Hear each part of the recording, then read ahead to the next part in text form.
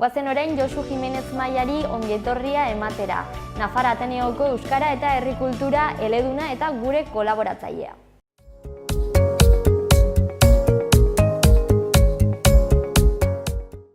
Gaurkoan kolaboratzaile bat dugu gurekin, Josu Jimenez Maia, Nafar Ateneoko Euskara eta Herri Kultura eleduna.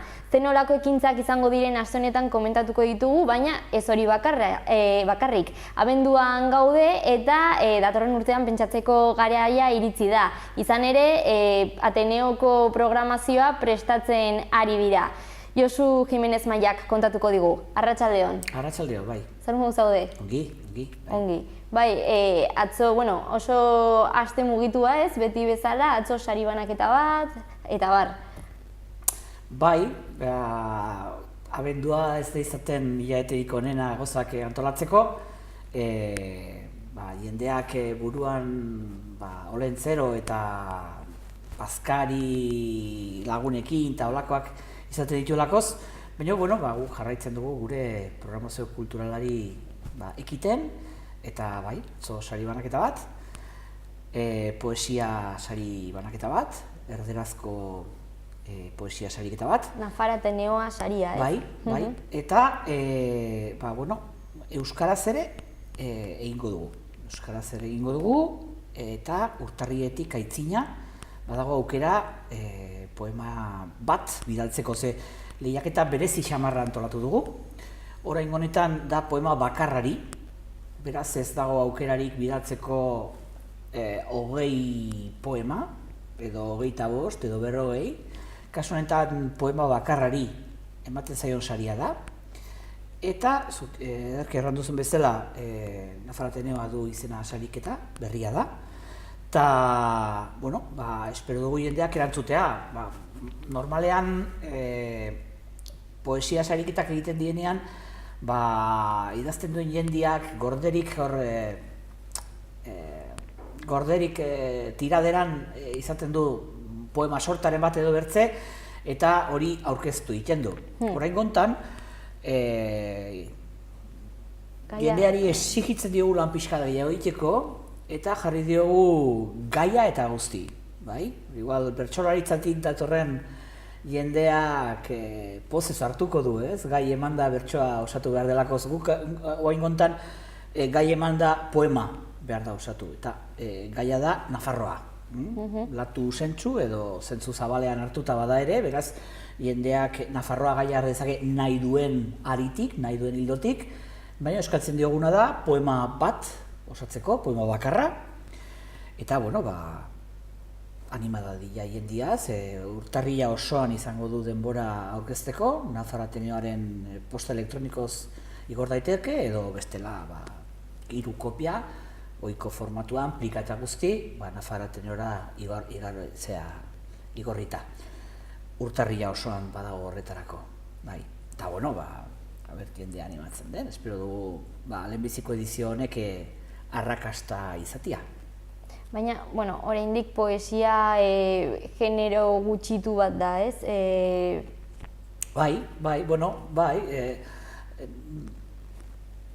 Hizkuntza guztietan gertatzen da, gurean ez da salbuespena, eta hala ere poesian ikuste dute euskaraz bizirik dagoela. Eta duela hilabete batzuk Sarrion Handiak ateratako liburuak galdetzen zuen poesia hilda dago, eta argi dago bizirik dagoela.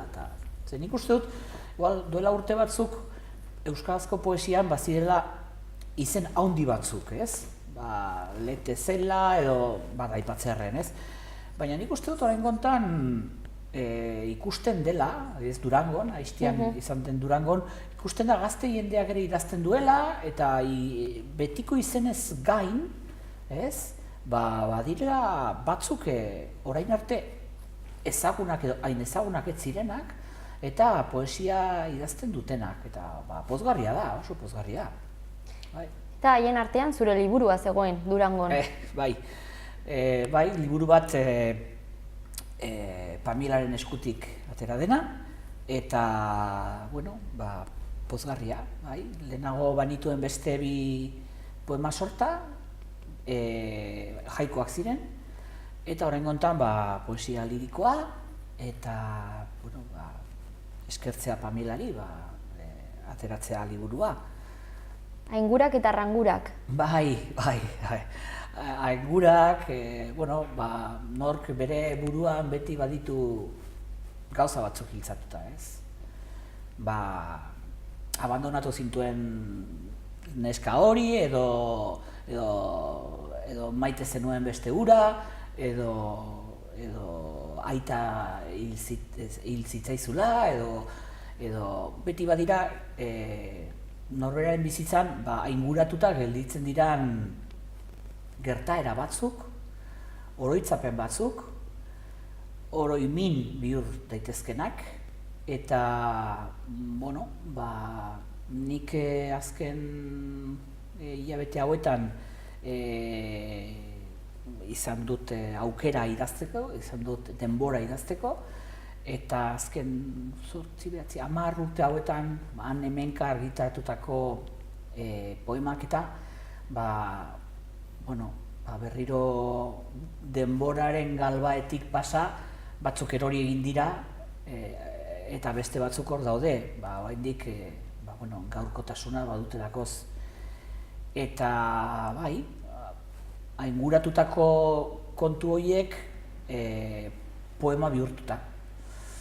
Batzuk arrangurak, kezkak edo kexak edo, ez? Baina, bueno, egunerokotik edaten dut nik, ez dut poesia surrealista berezirik, arrarorik egiten elite baterako, ez? Duela gutxi Jon Barberena lagunak eskuratu du Lauaxeta sariketa, eta berak ere esaten zuen egiten zioten hitzen uberan, egiten zion elkarrizketa batean, nire egin ditzakedan hitz batzuk esaten zuen egunerokotik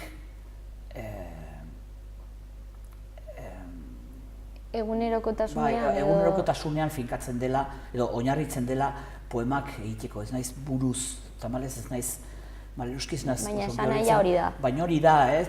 Jendeak ez da, poesia hori ez da ziztegingo duen, ez? Metafora, ez, bueno, edo zertaz idatzi daiteke, ez?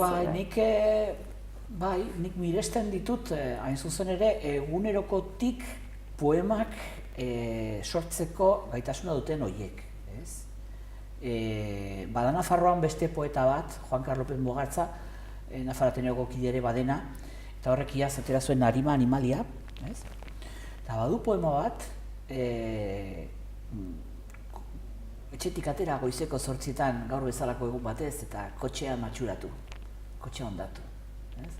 Eta guk zer egingo genuke, igual maldizioka hasi eta holakoa, ez? Seguraski, gertatu zitzaiolarik bera ere maldizioka hasiko zen, ez? Baina gero, kapaza izan da egiteko poema polit bat, ez? Eta hori, ez? Eta hori poeta handiek egiten dute, ez?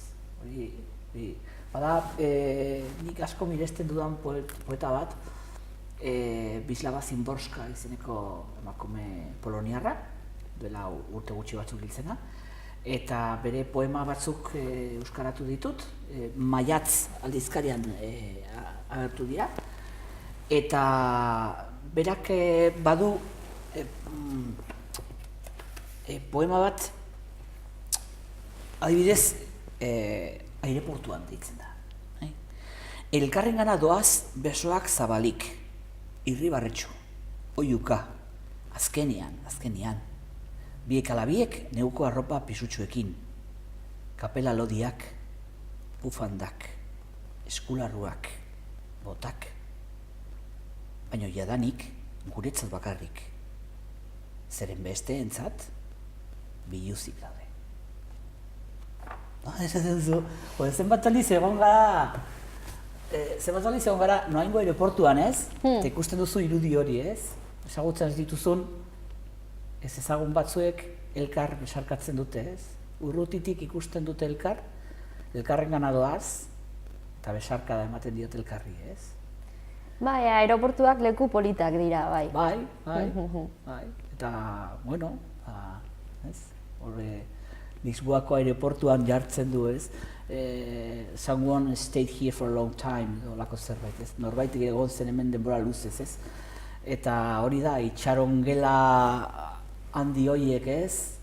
Nor bere historiarekin, nor bere helburuarekin, bere helmugarekin, ez ezagunak, denak elkarren ez ezagunak, baina denok badugu gure historia, ez? Denok badugu gure zama, gure motxila, eta batek badu gaitasuna ikusteko hor olako poema bat, ez? Bai, bizitza aberatsa da, eta hortik, bai, edan daiteke, atera daiteke asko, ez da, bai, baina hori ikusi behar da, eta hor dago gaitasuna, bueno, eta ikusi eta ongi espresatu. Hori da, hori da, ez, pixka bat, idazle orok, poeta orok, behar du ebatzi bi ez ezagun, esan ezagun. Matematika irakasleek berehala ulertuko dute. X-a eta Y-koa, ez? Bi ez ezagun. Zer idatzi eta nola idatzi, ez? Kontua ez da, izan behar duzu zer idatzi, idazteko zerbait izan behar duzu, bizi behar duzu, bai? Baina gero, erabaki behar duzu nola idatzi. Egoera hori, aireportuko egoera hortan, egin daiteke ipuin bat, ez? Eta jar daiteke gizon kapeladun bat, erretzaileen eremuan bueltaka dabilena, kirik eginda eta bufanda lodi bat jantzita duena, naiz eta aireportu barruan egon, ez? Eta hortik atera daiteke novela beltz bat, edo novela beltz baten hasiera edo ipuin bat, ez? Edo atera daiteke Brislava Szymborskaren poema. Zer idatzi eta nola idatzi. Hori da erabaki behar dena. Eta gero espresioak duena katarsis hori, ez? Zuretzat, bueno, ze suposatu du hori liburua egitea? Bai, bueno, izan du zerbait idazketa sendagarritik, nolabait, ez? Nik badaramat 2 urte osasun arazo batekin, eta orduan, horrek, euskaraz bada esamolde bat esaten duena, gaixoaldi luze bat, ikastaldi eder bat, zerbait, ez? Eta, saiatzen naiz, aprobetxatzen denbora, idazteko, eta hori egin dut, ez? Apailatu ditut, hainbat aldizkarietan eta hainbat lekutan literatutako poemak, ez? Osotasun bat emanda, eta hola. Baina nik ez du gehiagi sinesten, erran dut, bakarrik balitz sendagarri, inori ditzaioke interesatuko. Ez da, ni neure burua ustu egin dudala, eta hor daude nire miseriak, eta nik uste dut, badagoela ze ikasirik liburu horretatik ere, ez? Bai, eta hor sorkuntza dago, ez? Ez da bakarrik izan olako katarsi bat, edo olako idazketa sendagarri bat, ez? Horri buruz asko hitz egin da, eta asko teorizatu egin da, baina nik ez dut gehiegi sinesten horretan, alegia, idaztea sendabide izan dadin, nik uste dut oso egoista izango litzateke bakarrik hori balitz. Baina bai dagoela zerbait esateko grina, ez? Bai, jakina, bai. Badago,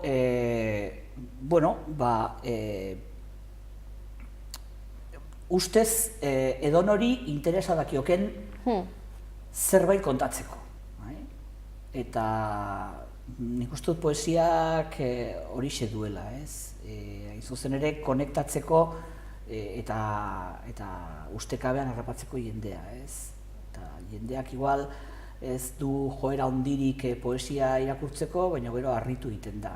Irakurtzen du poema eta esan du, nik askotan pentsatu dudana eta inoiz ez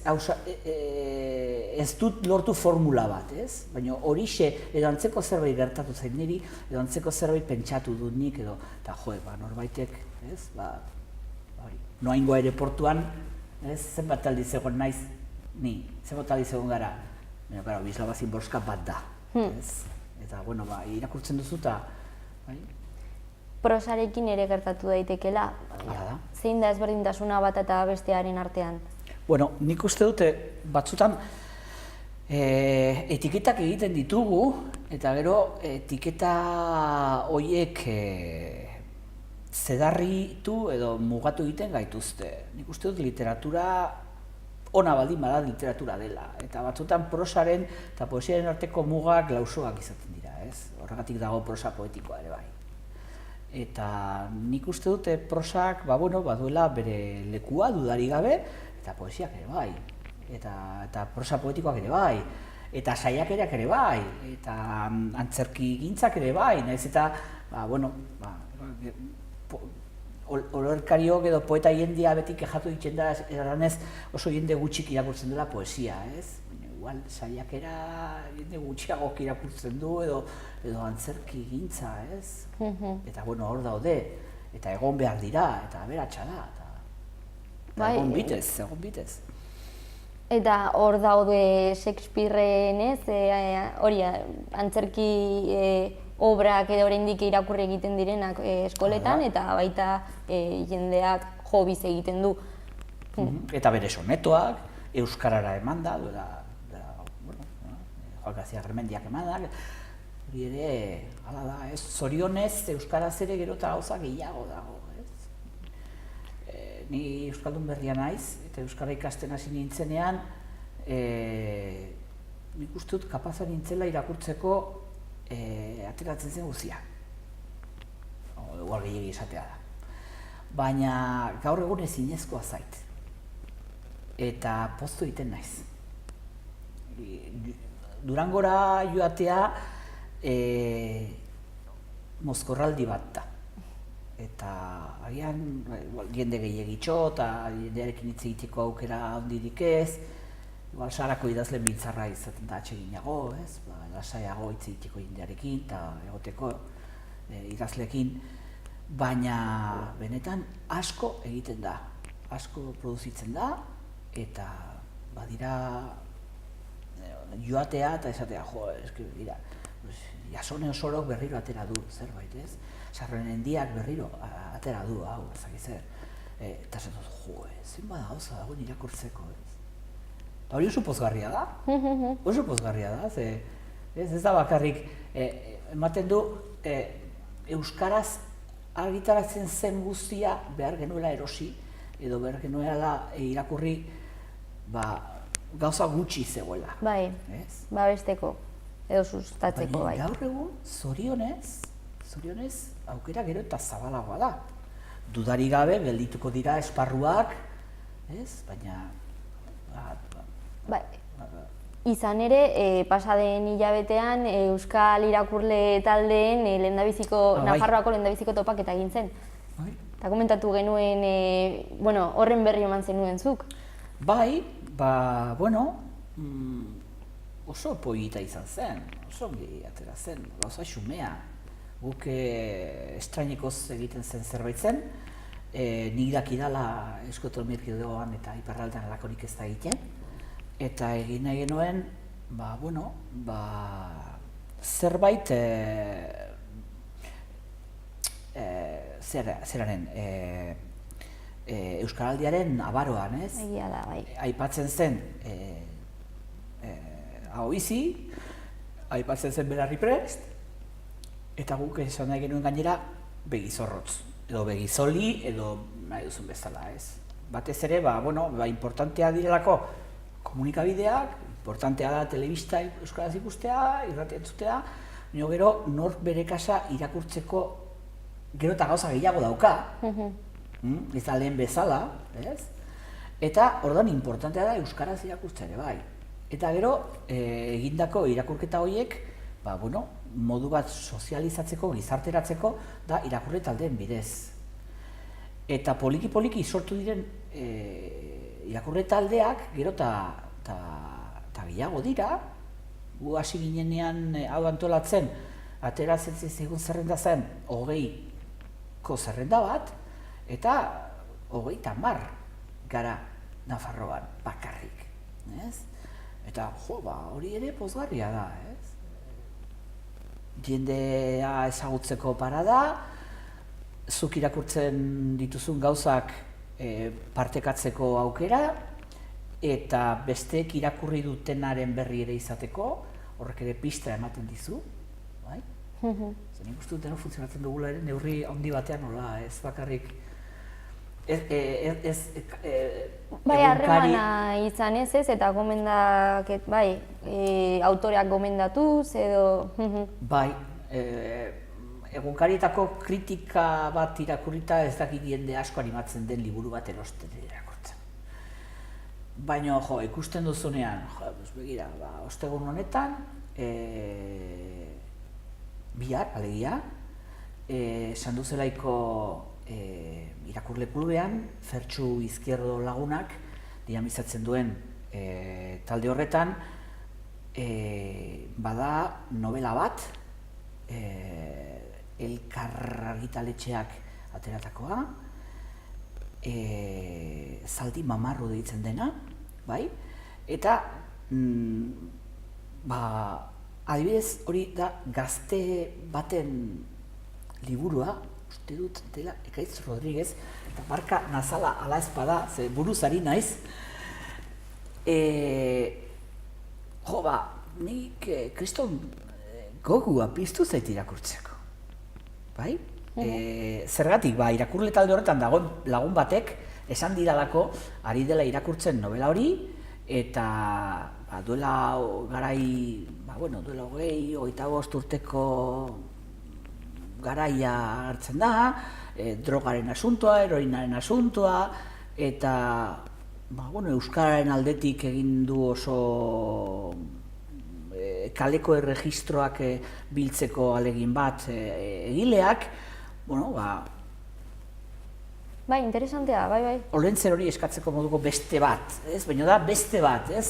Gero, Asiz Kurmenetak atera du ere bere komikia, berria, Xaoren ingurukoa, orduan esaten duzu, ze ongi, ez? Ze aberatsa, ze polita, ez? Eskaintza zabala dagoela. Bai, eta Ateneotik, horren alde egiten duzu, jaiku tailerren, euskarazko jaiku tailerrak eskaintzen dituzue, adibidez astelehenean izan zen beste saio bat, ez? Bai, nik lehen esan bezala, bi jaiku liburu argitaratu ditut, eta, poesia hori badakigu jende askorengana igual ez dela iristen, ez? Berez poesia ez da jende askorengana iristen, Japoniako poesia molde hori eta euskaraz igual jende gutxiagorengana, baina hor biltzen gara lagun batzuk, hilabetero biltzen gara, normalean hilabeteroko 3. astelehenean, Ateneoan bertan, eta hor egin ditu saio batzuk pixka bat ikusteko euskaraz zeintzu diren aurrekariak, euskaraz egindako jaikuak, eta gero Japoniatik eta munduan ere nola zabaldu den, hori beste saio bat, gero batez ere egiten ditugu gauza praktikoak, tailerra da, ez da oro jakile batek dena botatzen duela eta besteek edaten dutela bakarrik hau horretatik, ez, elkarrengandik ikasten dugu, normalean norberak bere jaikua mahaigaineratzen du, eta besteen iritziak, besteen usteak, besteen ekarpenak egiten dira, beti ere argi edukita norberak egindako jaikua norberaena dela. Orduan nik iritziak, ekarpenak egiten ditut, baina aurrekoan gertatu zen bezala, izu begira zurea da jaikua, nik ez dut horrela ikusten, baina zuk ikusten balin baduzu aurrera, ez? Eta, aberatsa da, ez? Nor ere ikusten dira, bakoitzaren nortasuna eta gaitasunak eta tasunak, ez? Eta, normalean ateratzen ditugu Ateneoaren boletinean ere gure jaiku txikiak, eta, zabalik dago, beraz, interesa daukan edo nork atean koskos jo dezala eta zabalduko egingo diogu. Bai.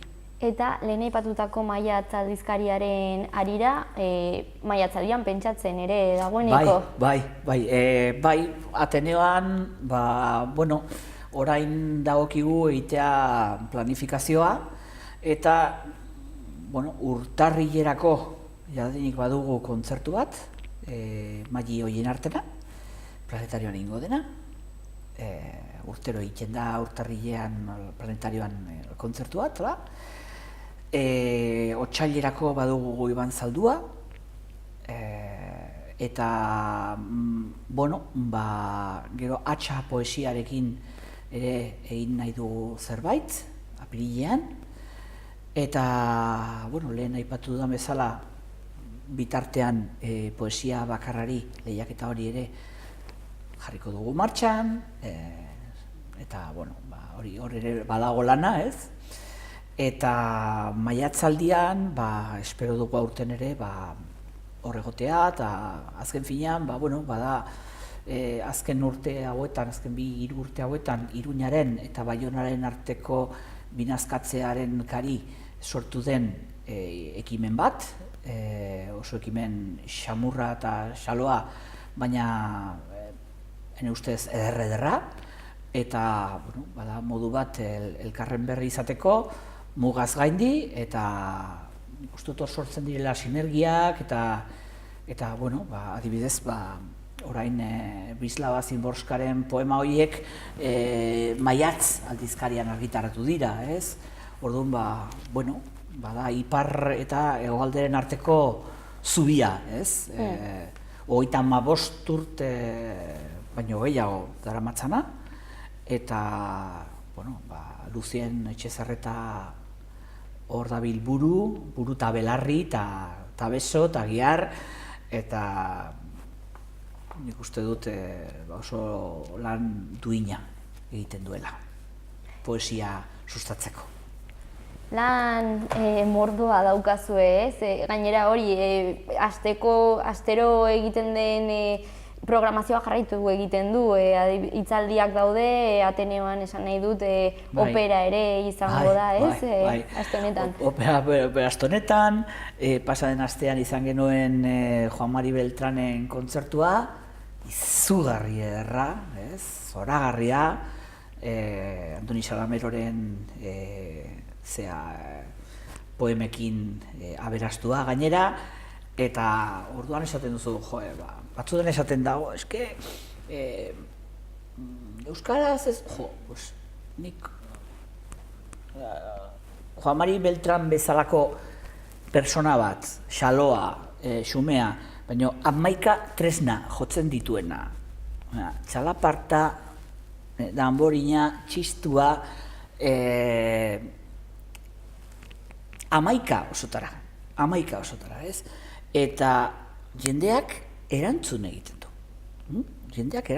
du. Atene, Kondestable beteta zegoen. Naiz eta astegun buruzuri bat izan, naiz eta abendua izan, hotza izan, euria, Kondestable hor zegoen, eta hor meritua ez da Ateneoaren soilik, hor Iruñeko udaleko kulturteknikariaren lana hor ere bada, gainera aipatu nahi dut bereziki orain erretreta hartu behar duelakoz, Iñaki Azkonago Erkanosek hartuko du erretreta, eta hau izan da bere azkeneko agurrek italdian alabetzateko, eta hor benetan oso lan polita egiten da, oso lan duina, eta ez alamoduzkoa, ziren goi mailako lanak, goi mailako kalitatea, ez? Euskal Michael Film bat da, Beltran, ez? Gertatzen dena da, Michael Film, ezaguna dela mundu osoan, ez? Nik uste dut, igual, oihartzungoa izan beharren, izango balitze Juan Mari Beltran Londongoa, segurazki mundu osoan izango litzateke ezaguna. Baina esan duzu, iruindarrek erantzun egiten dute. Bai. Eta, hori pozgarria da, ez? Eta gaine ikusten da, adin guztietako jendea, eta hori ere importantea da. bai? Ze pixkat hori ere Ateneoan badugu kezka, ez? Eta da, agian Ateneoak baduela olako irudi sobera serioa, edo sobera zurruna, ez? Eta hori opera, ez? Eta antolatzen dugu, bai, opera antolatzen dugu, baina baita ere beste hainbat gauza ere. Opera ere bai, ez? Baina beste gauza batzuk ere bai. Bai, errezitaldiak, hitzaldiak, liburu aurkezpenak, kontzertua, bai. Bai, orain urtero egiten da urte bukaerako kontzertua adibidez, eta, bueno, seguraski bete egingo da. Urtero egiten den zerbait da, ja tradizioz egiten den zerbait, eta... Zuen webgunean kontsultatu dezakegu egitarauak eta datozen ekitaldiak, ez? Lehiaketak... Hor egongo da dena, bai. Ederki orduan, mila esker Josu gurekin egoteagatik gaur ere, eta ikusiko gara elkar datorren hurrengoan. Ogi da, mila esker, no? Gero arte. Bai, agur.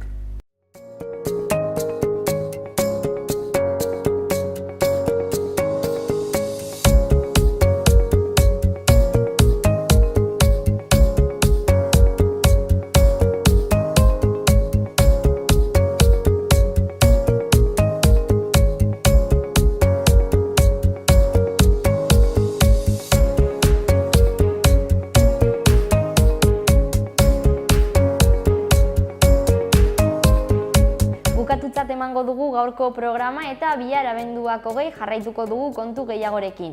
Eskerrik asko Saloa Telebista aukeratzeagatik eta bihar arte.